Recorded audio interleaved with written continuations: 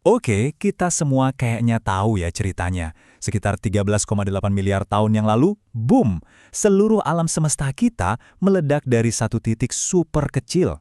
Ya, itulah Big Bang. Bisa dibilang, ini adalah kisah asal-usul paling keren yang pernah diceritain sama sains. Tapi, gimana kalau gambaran Big Bang yang ada di kepala kita selama ini, satu ledakan besar dari ketiadaan, sebenarnya salah? Gimana kalau para ilmuwan yang paling getol mempelajarinya, justru sekarang mulai ragu sama awal dari segalanya itu? Oke, coba kita bedah ya. Kutipan ini tuh serius, datangnya langsung dari para kosmolog. Tapi jangan salah paham, ini bukan berarti seluruh teori Big Bang itu salah total. Enggak. Ini artinya ada jurang yang dalam banget antara apa yang kita kira kita tahu sama apa yang sebenarnya lagi jadi perdebatan panas di kalangan ilmuwan. Nah, biar kita benar-benar ngerti nih apa yang terjadi, kita harus misahin dua ide yang beda banget, meskipun namanya sama-sama Big Bang. Yuk, kita lihat apa bedanya. Nah, ini dia kuncinya.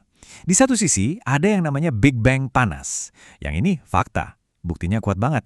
Alam semesta kita memang berevolusi dari kondisi super panas dan padat. Ini udah terkonfirmasi. Tapi, di sisi lain, ada gagasan soal singularitas Big Bang. Ide kalau semua ini berawal dari satu titik super kecil dengan kepadatan tak terhingga. Nah, bagian yang ini ternyata buat banyak ilmuwan sekarang, ini cuma mitos. Dan keyakinan para ilmuwan soal Big Bang panas ini beralasan banget loh. Buktinya tuh ada di mana-mana. Kita lihat pakai teleskop, galaksi-galaksi saling menjauh. Jelas, alam semesta ini mengembang. Terus, sensor kita bisa nangkap pijaran sisa, kayak sisa angetnya ledakan purba itu di seluruh langit. Bahkan, jumlah hidrogen dan helium di alam semesta cocok banget sama prediksi teorinya. Keren kan? Tapi, ceritanya nggak berhenti di situ. Walaupun model Big Bang panas ini sukses besar, ada beberapa keanehan. Ada teka-teki besar tentang alam semesta kita yang nggak bisa dijawab sama teori ini. Hal-hal yang kalau dipikir-pikir seharusnya nggak mungkin terjadi, tapi ya nyatanya terjadi. Oke, ini dia 3 masalah utamanya. Pertama, masalah horizon. Coba bayangin, kenapa ujung alam semesta yang satu, yang jaraknya miliaran tahun cahaya dari ujung lainnya, bisa punya suhu yang sama persis, padahal kan nggak ada waktu buat panasnya nyebar dan jadi rata. Aneh. Kedua, masalah kerataan. Kenapa alam semesta kita ini geometrinya datar banget, seimbang sempurna? Sedikit aja beda, bisa-bisa udah runtuh dari dulu. Dan terakhir, dari mana sih asal-muasal semua galaksi dan bintang ini? Siapa yang nanam benih pertama buat semua struktur raksasa ini?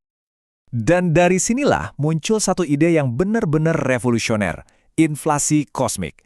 Jadi tahun 1979, seorang fisikawan namanya Alan Guth punya ide gila. Gimana kalau sesaat setelah lahir, alam semesta kita itu mengembang dengan kecepatan super-duper cepat, jauh lebih cepat dari cahaya. Ide radikal inilah yang kemudian jadi jawaban standar dalam kosmologi selama puluhan tahun ke depan. Gimana cara kerjanya? Coba kita pakai analogi simpel. Bayangin kamu lagi berdiri di atas balon yang masih kecil. Pasti kerasa banget kan lengkungannya? Nah sekarang, coba tiup balon itu sampai jadi segede planet. Dari tempat kamu berdiri, permukaannya sekarang kelihatan datar banget kan? Nah, itulah yang dilakuin inflasi ke geometri alam semesta kita. Masalah kerataan beres. Kutipan ini nunjukin banget momen aha di dunia sains.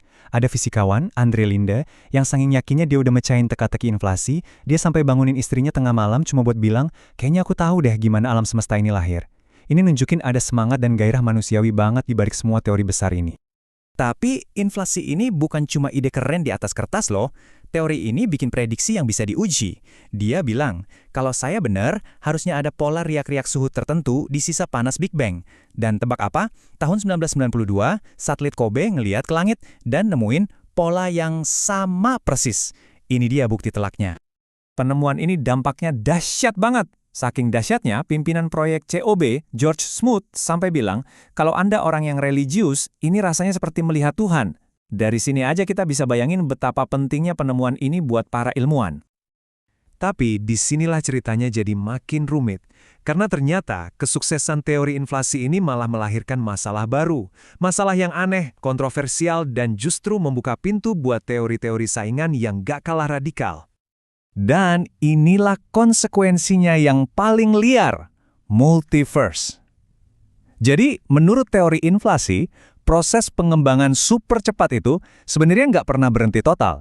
Dia cuma berhenti di kantong kita yang jadi alam semesta kita ini.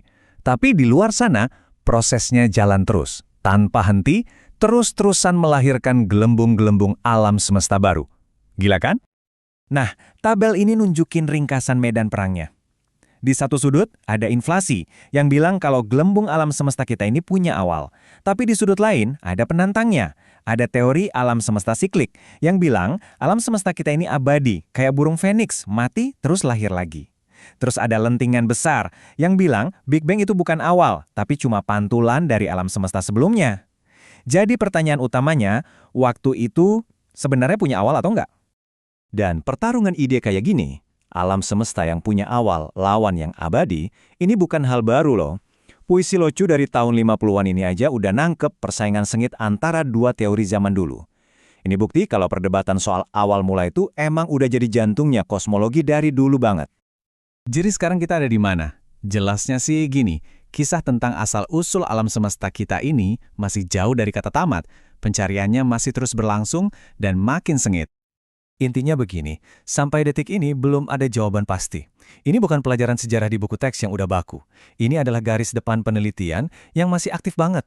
Para pemikir paling brilian di planet ini lagi balapan untuk jadi yang pertama ngerti momen-momen paling awal dari eksistensi kita. Terus gimana para ilmuwan nentuin pemenangnya? Ya mereka punya aturannya. Pertama, teorinya bisa bikin prediksi yang bisa kita tes apa enggak. Kedua, teorinya simple dan cocok nggak sama data yang ada. Ketiga, apa dia bisa ngejelasin kenapa alam semesta kita jadi kayak sekarang? Dan yang paling penting, apa teorinya cocok sama kenyataan yang kita lihat di alam? Pada akhirnya, kesimpulannya sebenarnya simpel. Kita bisa berdebat dan bikin teori sekeren apapun, tapi cuma alam semesta itu sendiri yang bakal ngasih jawaban final. Pertanyaan besarnya masih menggantung di sana. Dari semua ide brilian ini, mana yang bakal jadi kisah sejati asal-usul kita? Dan mana yang cuma bakal jadi catatan kaki di buku sejarah sains? Untuk sekarang, kita cuma bisa terus menatap bintang dan menunggu jawabannya.